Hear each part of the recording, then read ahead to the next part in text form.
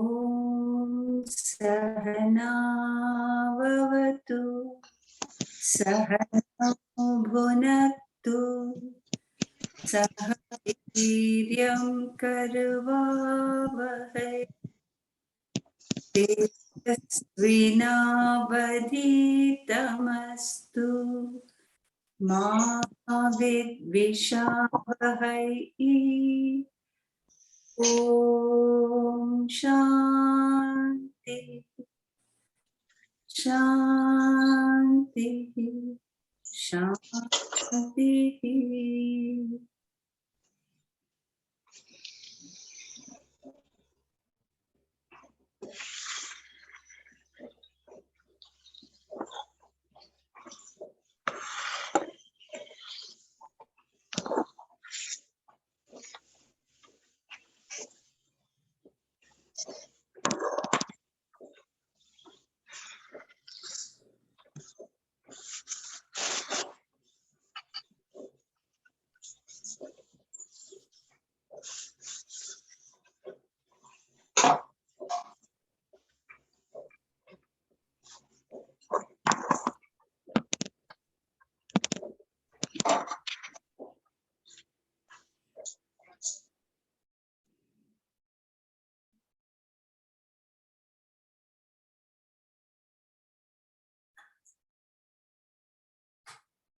So today we will first chant the Mangalacharan and then up to Mumukshutvam.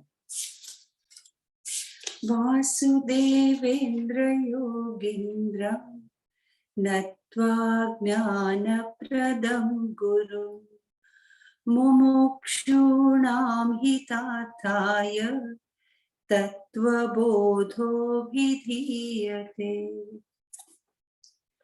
Sadhan Chatuштaya Sampanna Dhikarinam Moksha Sadhana Bhutam Tattva Viveka Prakaram Vakshyamaha Sadhan Chatuштayam Kim Nitya Nitya Vastu Vivekaha Iha Mutrartha Phalabhoga Viragaha Shamadhi Shataka Sampattihi Mumukshutvam Cheti Nitya Nitya Vastu Vivekaha Kaha Nitya Vastvekam Brahma Tad Vyatiriktam Sarvam Anityam Ayameva Nitya Nitya Vastu Vivekaha Viragaha Kaha Iha Swarga Bhogeshu Ichha Rahityam Shamadhi Sadhana Sampattihi Ka Shamodama Uparati Stitiksha Shraddha Samadhanam Cha Iti Shamaha Kaha Mano Nigraha Damaha Kaha Chakshuradi Bahyendriya Nigraha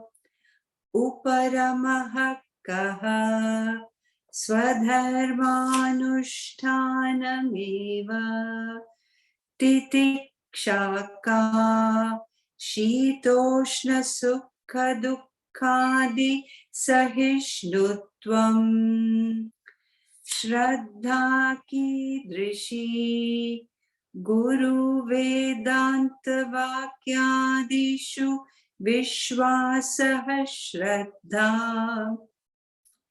Samadhanam Kim Chittaikagrata Mumukshutvam Kim Moksho me bhuyatiti Ichha Etat sadhan chatuштayam Tatah Tattva vivekasyadika rino bhavanti. So we are right now on Sadhan Chatushtaya, the fourfold qualifications that are required for a sadhaka or a seeker to be qualified to conduct inquiry into the nature of the truth. So first one gets the Sadhan Chatushtaya, one gets qualified. With this qualification, one is able to conduct Tattva Viveka, which is the inquiry into the nature of the truth.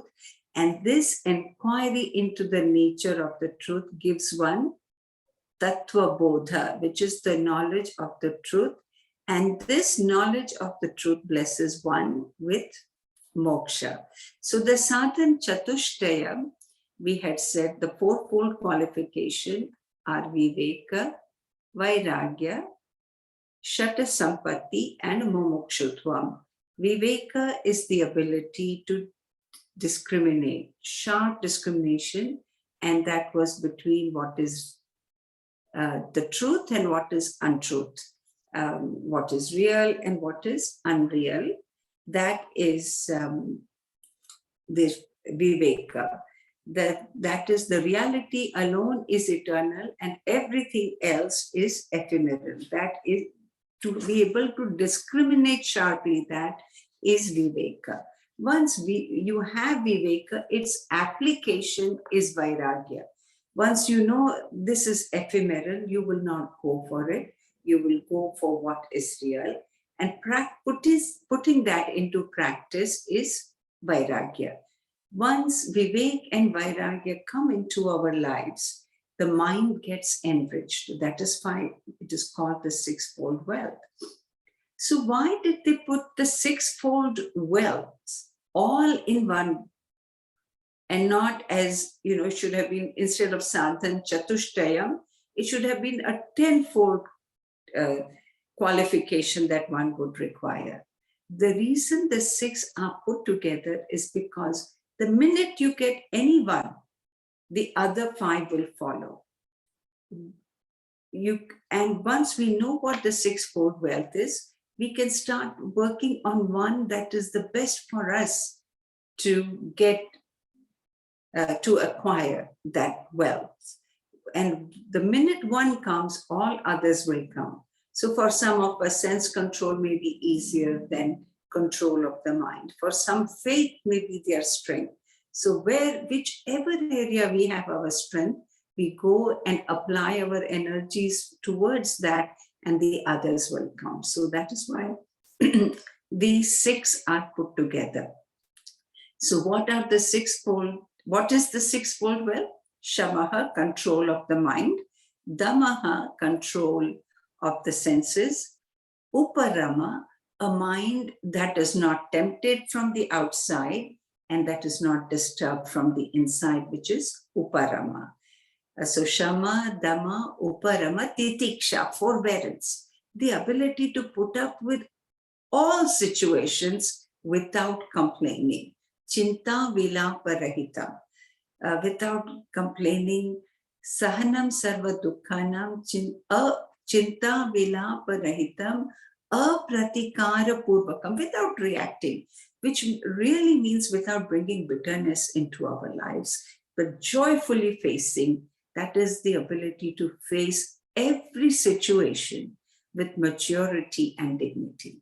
That is Titiksha. And then comes Shraddha. Shraddha or faith. Faith is a quality of intellect, not of mind. It is not, when it is a blind, it is superstition. Where the mind is open to inquire.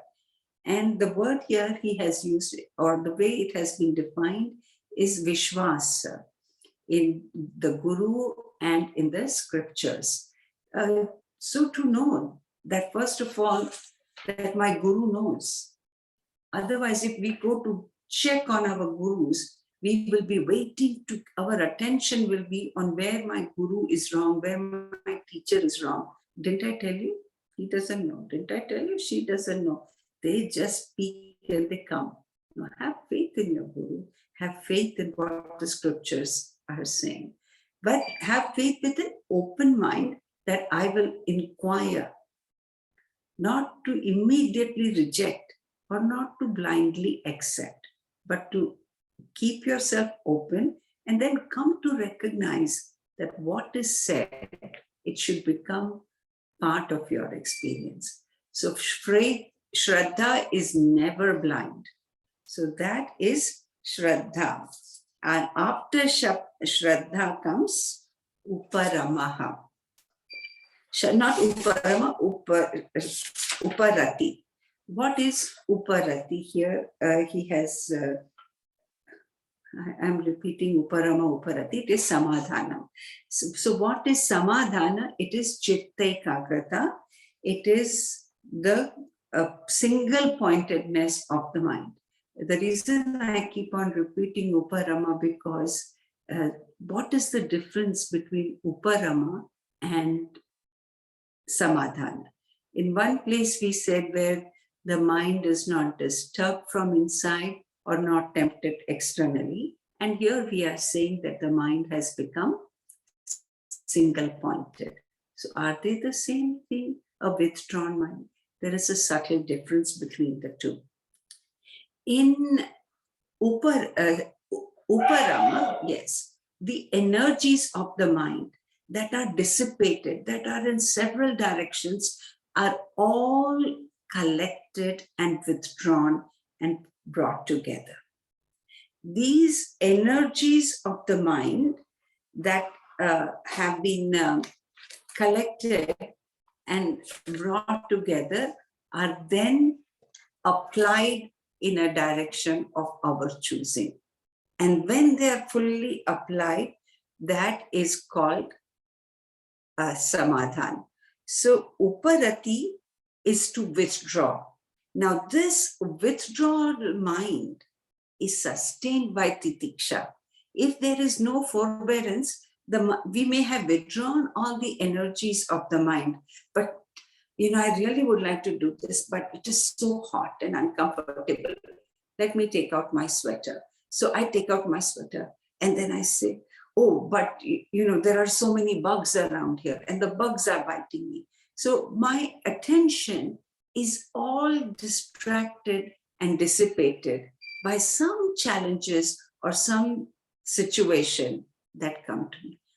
Yes, it is hot, it is cold, there are bugs around, but titiksha gives me the ability to remain focused on the goal. But where does the goal come from? The faith in the Guru and faith in the Shastras, they give me the goal.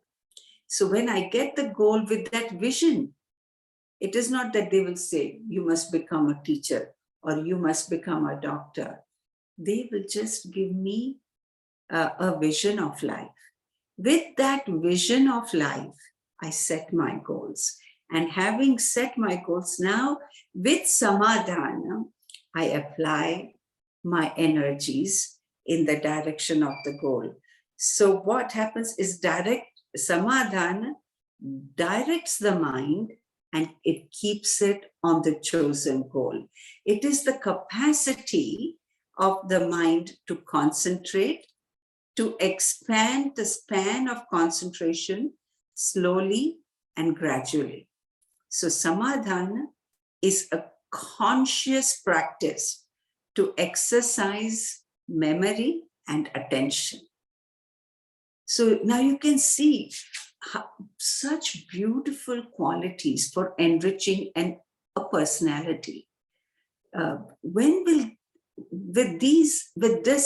Equipped with this, one can achieve anything in life. Of course, this is the most precious goal in life, which is moksha. But so equipped with the sadhan chatushtayam, one can achieve anything in life.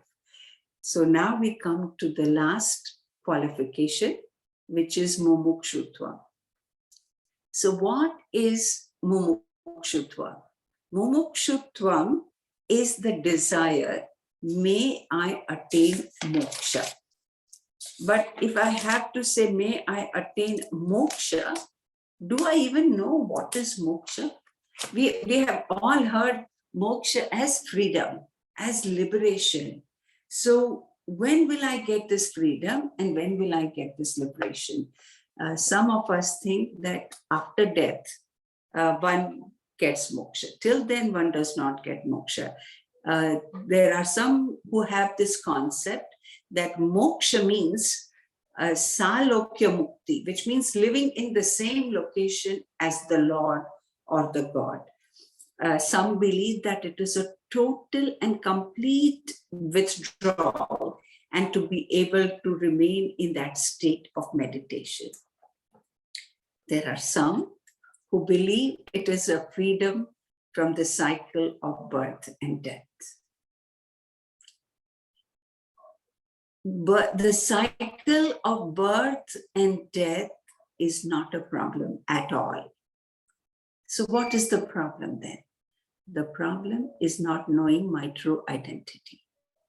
Once I know my true identity, and if every birth I have, I remember that I am the nature of Satchidananda, I am happiness, then it doesn't matter if I'm born 1,000,000 times or 100 million times. It is knowing my true identity. And we will see how that makes a difference as we go through this book. Ras Khan has written such beautiful poetry. It is singing the glory of Lord Krishna. He was a great Krishna devotee. He was, by birth born into a Muslim family, as you can see from his name, Ras Khan. He was of Muslim faith, but he was a great Krishna devotee. And he has, I don't have the exact words of that poem, but he said, if I am born as a stone, let me be the stone in the river of Jamuna. If I am born as a tree, let me be born as the Kadamba tree. That was dear Krishna. If I am born as a human, let me be a gopi. If I am born as an animal, let me be a cow. So the whole life, or never mind what level, even as whether I'm born in the level of a stone, my connection to Krishna remains. Whether I am whatever level of existence I may have in the creation, but that connection with the divine should remain. And it is maintaining that connection is moksha, is remaining united with the divine. And what does that connection do? So this strong urge to have moksha is freedom. And it is really, what is it that we all really want? It is a freedom from sense of finitude, of limitation, of ego. We all have so many self-limiting fears, and these are what cause a lot of problems in our lives. All the stresses, all the negative emotions, all the challenges are because of these limiting factors that we have in our lives. Just a freedom from these limitations, getting out of one limitation is so rewarding.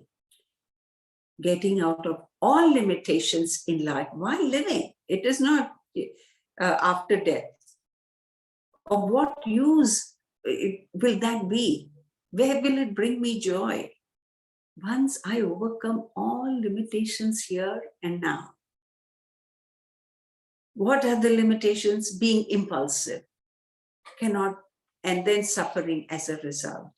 Lot of negative emotions, fear of losing, having doubts, having anger, selfish desires, ego, all these limiters causing a lot of turmoil and trouble in our lives.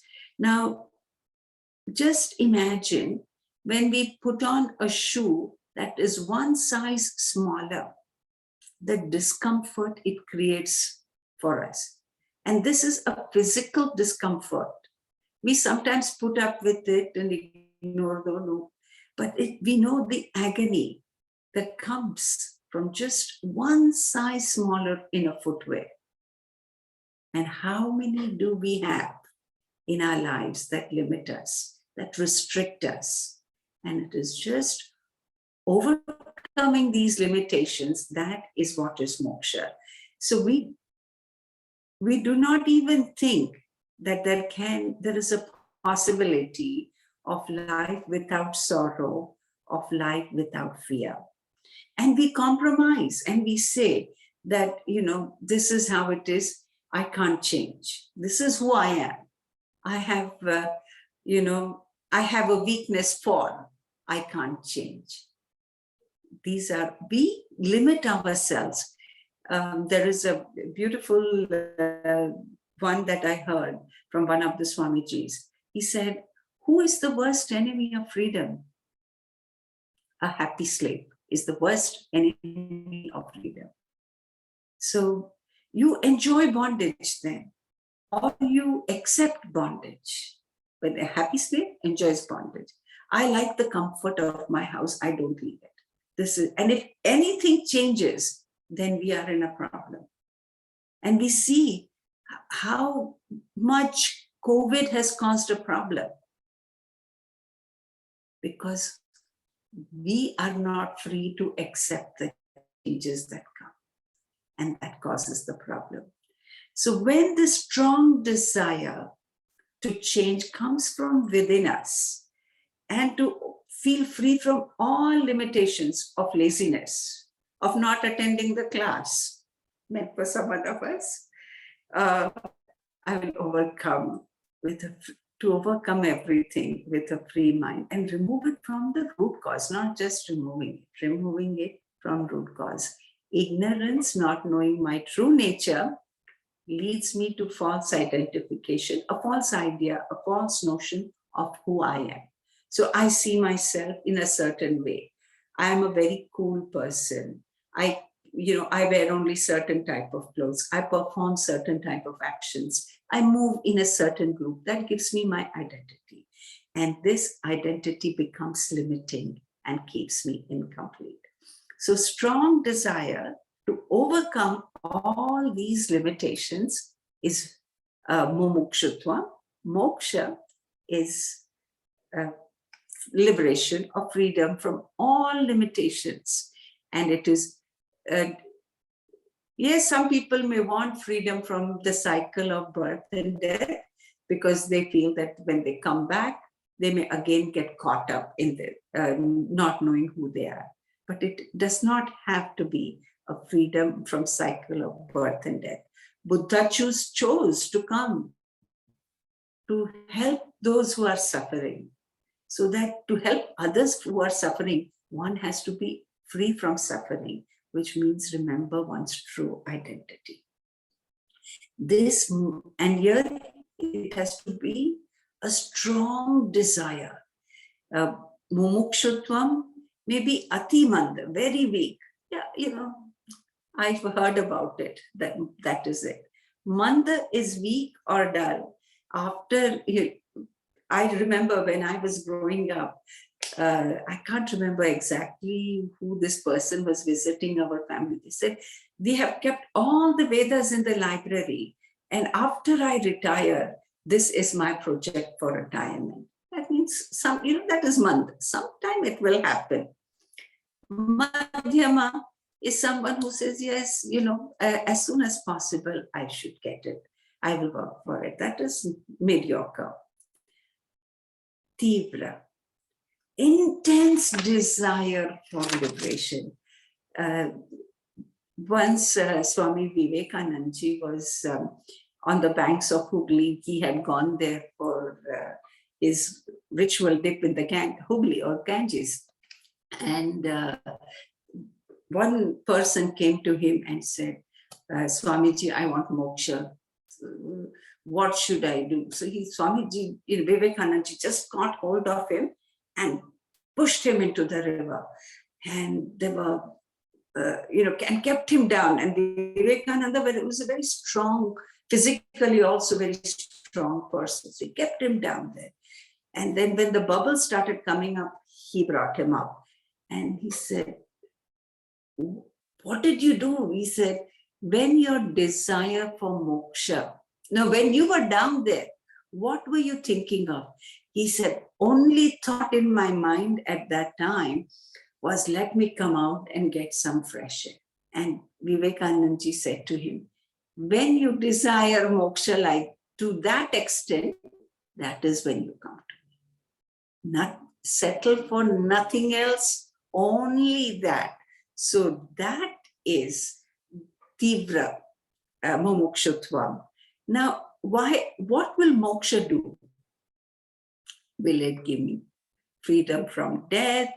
While living here, if I get mukti, what will I really achieve? Yes, freedom from limitations, agreed. If we look at humans, there are 5 basic demands that cover all our demands in life.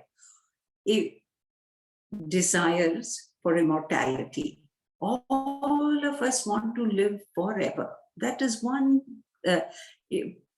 factor. Now, if you say there are people who commit suicide who don't want to live forever, that is not true. They want to live forever, but not under the circumstances they have, and they don't have the strength or ability to face the situation they are in. They find the suffering so overpowering that they don't want to live under those circumstances. But desire for immortality is basic, 5 basic demands we have, and that is basic to all human beings. Desire for greatness. See how wonderful I am, how great I am. The Prime Minister asks me about finances.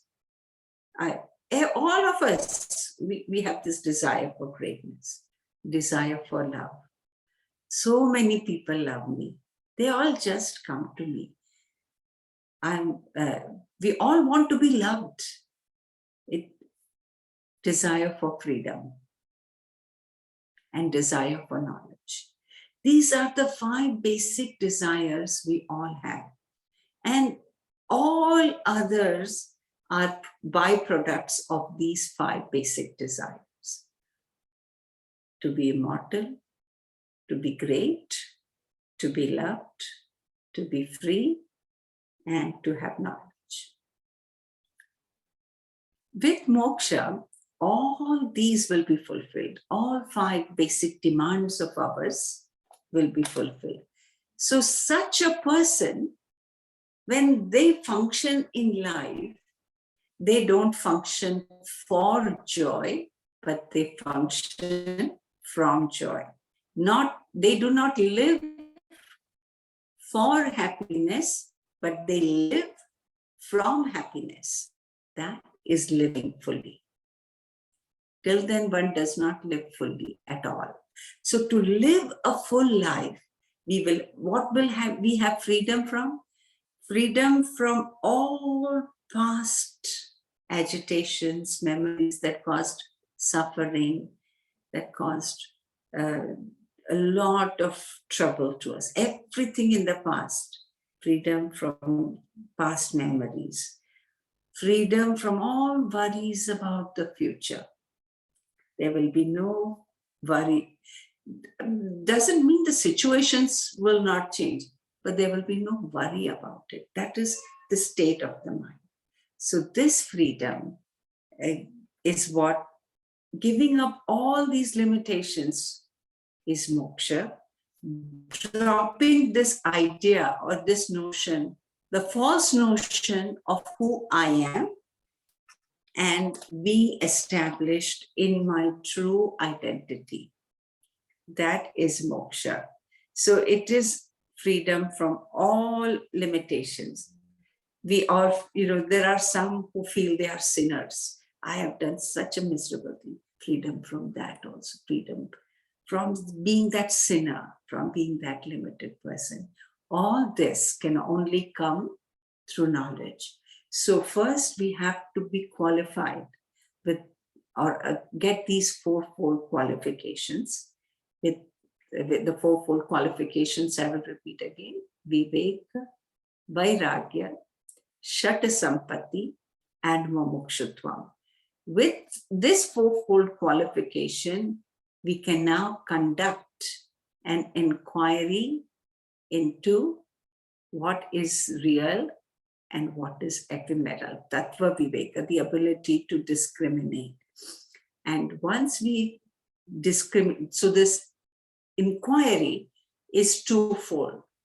The inquiry into nature of me as an individual and the nature of the world, because otherwise it becomes limiting. So with first section will be inquiry into the nature of individual, and the second section of Tattva Viveka will be in inquiry into the world. And then we will come to TatvaBodh. So we will stop here today. And next week, we will start our process of Tattva Viveka, or of inquiring. Now that all of us have Sadhan Chatushtaya, we are eligible or fit and qualified students to do this inquiry. We will say our concluding prayers, and then I think we will have a few minutes to meet as well.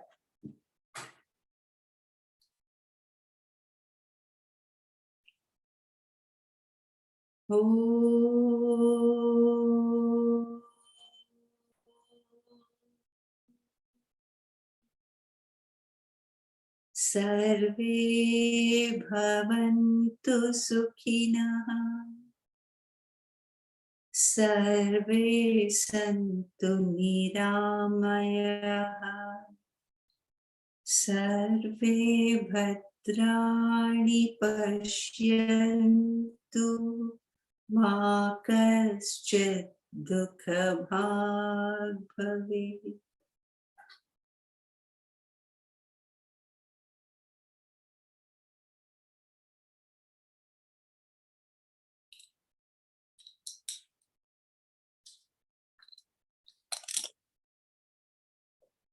Aren't these fourfold qualifications so perfect for any achievement in life?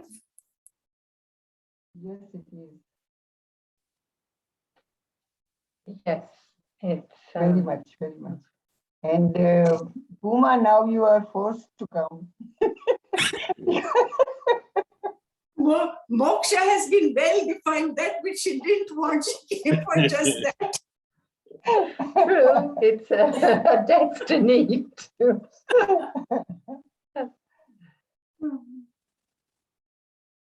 Uma, you can come back life after life. You need to unmute yourself, Bhuma. Unmute kar. બરાબર ભાઈ જો મીના કેટલા અમે knowledge કઈ જ નથી મારી પાસે.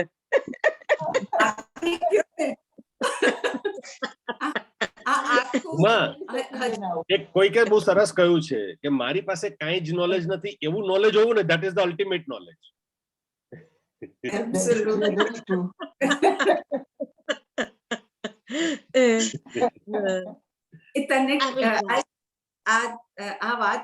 I'll tell you about, I think it was Mrunalini Sarabhai's son, but I may be wrong in that. Recording band kar. Yeah, because I should not